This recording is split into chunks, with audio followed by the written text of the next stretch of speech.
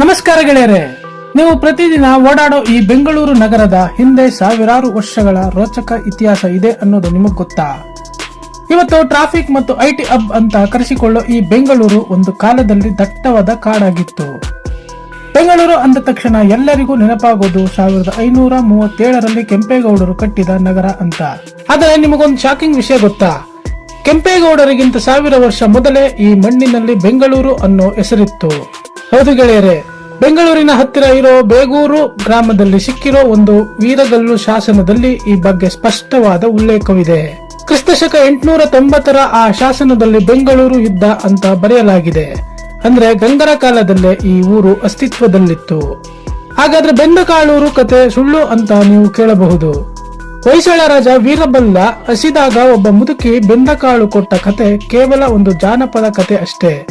ಇತಿಹಾಸಕಾರರ ಪ್ರಕಾರ ಇಲ್ಲಿ ಬೆಂಗ ಮರಗಳು ಹೆಚ್ಚಾಗಿ ಇದ್ದುದರಿಂದ ಇದಕ್ಕೆ ಬೆಂಗ ಊರು ಅಂತ ಹೆಸರು ಬಂತು. ಈಗ ನಾವು ಕೆಂಪೇಗೌಡರ ಬೆಂಗಳೂರಿನ ಕಡೆಗೆ ಬರೋಣ. ವಿಜಯನಗರ ಸಾಮ್ರಾಜ್ಯದ ಸಾಮಂತ ರಾಜರಿಗಿದ್ದ ಕೆಂಪೇಗೌಡರು ಒಂದು ಹೊಸ ರಾಜಧಾನಿ ಕಟ್ಟಬೇಕು ಅಂತ ಕನಸು ಕಂಡ್ರು.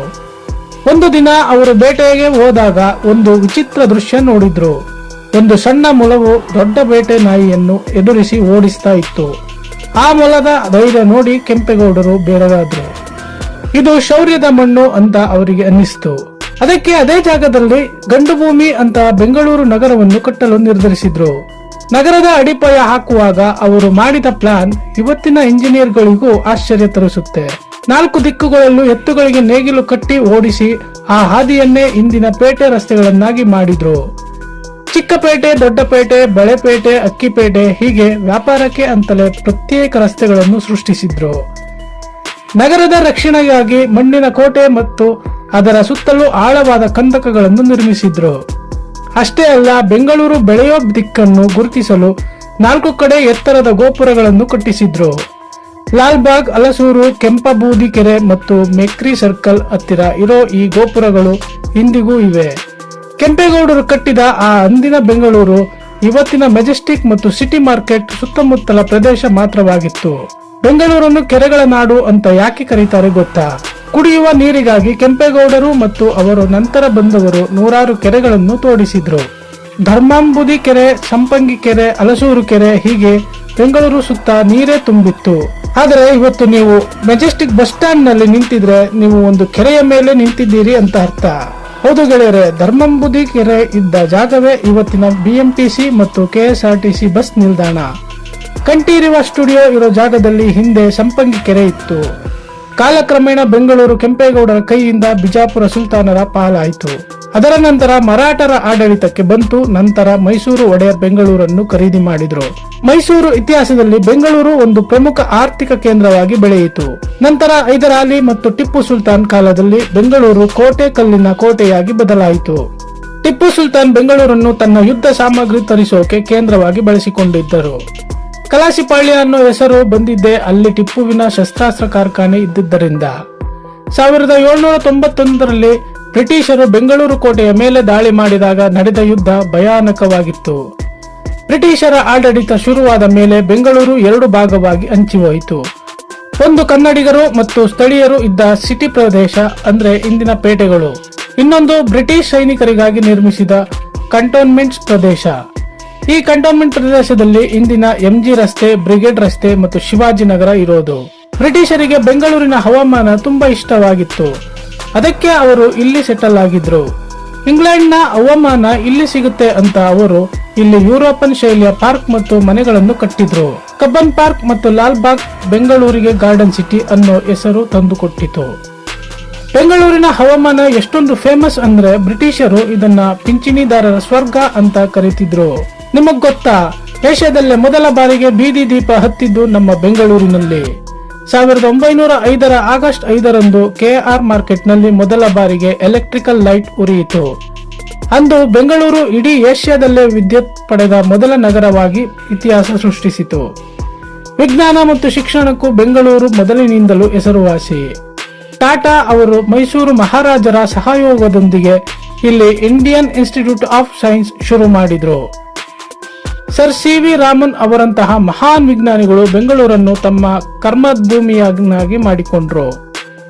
ಎರಡನೇ ಜಾಗತಿಕ ಯುದ್ಧದ ಸಮಯದಲ್ಲಿ ಬೆಂಗಳೂರು ವಿಮಾನಗಳ ರಿಪೇರಿ ಕೇಂದ್ರವಾಗಿತ್ತು. ಅದೇ ಮುಂದಿನ ಹಿಂದೂಸ್ತಾನ್ ಏರೋನಾಟಿಕ್ಸ್ ಲಿಮಿಟೆಡ್ ಆಗಿ ಬೆಳೆಯಿತು. ಸ್ವಾತಂತ್ರ್ಯದ ನಂತರ ಬೆಂಗಳೂರು ಪಕ್ಕಾ ಇಂಡಸ್ಟ್ರಿಯಲ್ ಸಿಟಿಯಾಗಿ ಬದಲಾಗೋಕೆ ಶುರುವಾಯಿತು. ITI, BEL, HMT ಅಂತಹ ದೊಡ್ಡ ದೊಡ್ಡ ಕಂಪನಿಗಳು ಬೆಂಗಳೂರಿನಲ್ಲಿ ನೆಲೆ ನಿಂತವು. 1980ರ ದಶಕದವರೆಗೂ ಬೆಂಗಳೂರು ತುಂಬಾ ಶಾಂತವಾದ ಹಸಿರಿನಿಂದ ಕೂಡಿದ ನಗರವಾಗಿತ್ತು. ಆದರೆ 1990ರ ನಂತರ ಬೆಂಗಳೂರಿನ ಚಿತ್ರಣವೇ ಬದಲಾಗಿ ಹೋಯಿತು. ಕಂಪ್ಯೂಟರ್ ಮತ್ತು ಸಾಫ್ಟ್ವೇರ್ ಕ್ರಾಂತಿ ಶುರುವಾದಾಗ ಜಾಗತಿಕ ಕಣ್ಣು ಬೆಂಗಳೂರಿನ ಮೇಲೆ ಬಿತ್ತು. ಕಡಿಮೆ ಖರ್ಚಿನಲ್ಲಿ ಪ್ರತಿಭಾವಂತ ಇಂಜಿನಿಯರ್ಗಳು ಸಿಗುತ್ತಾರೆ ಅಂತ ವಿದೇಶಿ ಕಂಪನಿಗಳು ಇಲ್ಲಿಗೆ ಬಂದವು. ನೋಡುತ್ತಾ Bengaluru silicon valley of India ಅಂತ ಕರೆಸಿಕೊಳ್ಳೋಕೆ ಶುರು ಮಾಡಿತು. ಊರು ಬೆಳೆದಂತೆ ಜನಸಂಖ್ಯೆ ಹೆಚ್ಚಾಯಿತು. ಕೆರೆಗಳು ಮಾಯವಾಗಿ ದೊಡ್ಡ ದೊಡ್ಡ ಅಪಾರ್ಟ್ಮೆಂಟ್ಗಳು ಬಂದವು. ಆದರೆ ಇಂದಿಗೂ ಬೆಂಗಳೂರಿನ ಮಡಿಲಲ್ಲಿ ಎಷ್ಟೋ ಹಳೆಯ ರಹಸ್ಯಗಳು ಅಡಗಿವೆ.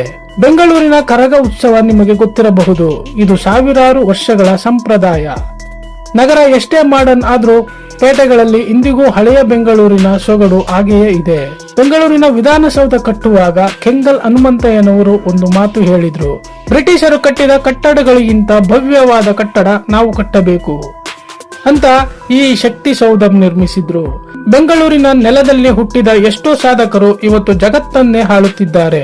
ಆದರೆ ಈ ವೇಗವಾಗಿ ಬೆಳೆಯುತ್ತಿರುವ ಬೆಂಗಳೂರಿನಲ್ಲಿ ನಾವು ನಮ್ಮ ಇತಿಹಾಸವನ್ನು ಮರೆಯುತ್ತಿದ್ದೇವೆ.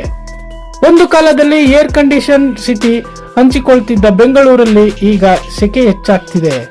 ಗಿಡ ಮರಗಳು ಕಡಿಮೆಯಾಗಿ ಕಾಂಕ್ರೀಟ್ ಕಾಡು ನಿರ್ಮಾಣವಾಗ್ತಿದೆ. ಆದರೆ ಬೆಂಗಳೂರಿಗೆ ಇರೋ ಆ ಮ್ಯಾಜಿಕ್ ಬೇರೆ ಯಾವ ನಗರಕ್ಕೂ ಇಲ್ಲ. ಇಲ್ಲಿರೋ ಹವಾಮಾನ, ಇಲ್ಲಿರೋ ಜನರ ಪ್ರೀತಿ ಮತ್ತು ಇಲ್ಲಿ ಸಿಗೋ ಅವಕಾಶಗಳು ಯಾರನ್ನೂ ಕೈ ಬಿಡಲ್ಲ. ಬೆಂಗಳೂರು ಕೇವಲ ಒಂದು ನಗರವಲ್ಲ, ಇದು ಲಕ್ಷಾಂತರ ಜನರ ಕನಸುಗಳ ತಾಣ. 1537ರಲ್ಲಿ ಕೆಂಪೇಗೌಡರು ಕಂಡ ಕನಸು ಇವತ್ತು ಇಷ್ಟು ದೊಡ್ಡದಾಗಿ ಬೆಳೆದು ನಿಂತಿದೆ. ಮುಂದಿನ ಬಾರಿ ನೀವು ಲಾಲ್ಬಾಗ್ ಗೋಪುರ ನೋಡಿದಾಗ ಅಥವಾ ಸಿಟಿ ಮಾರ್ಕೆಟ್ ನಲ್ಲಿ ಓಡಾಡುವಾಗ ಈ ಇತಿಹಾಸ ನೆನಪಿಸಿಕೊಳ್ಳಿ. ನಮ್ಮ ಬೆಂಗಳೂರಿನ ಇತಿಹಾಸ ನಮಗೆ ಹೆಮ್ಮೆ ತರುವಂತದ್ದು. ಈ ಸುದೀರ್ಘ ಪ್ರಯಾಣದಲ್ಲಿ ಬೆಂಗಳೂರು ಎಷ್ಟೋ ಏಳು ಬೀಳುಗಳನ್ನು ಕಂಡಿದೆ.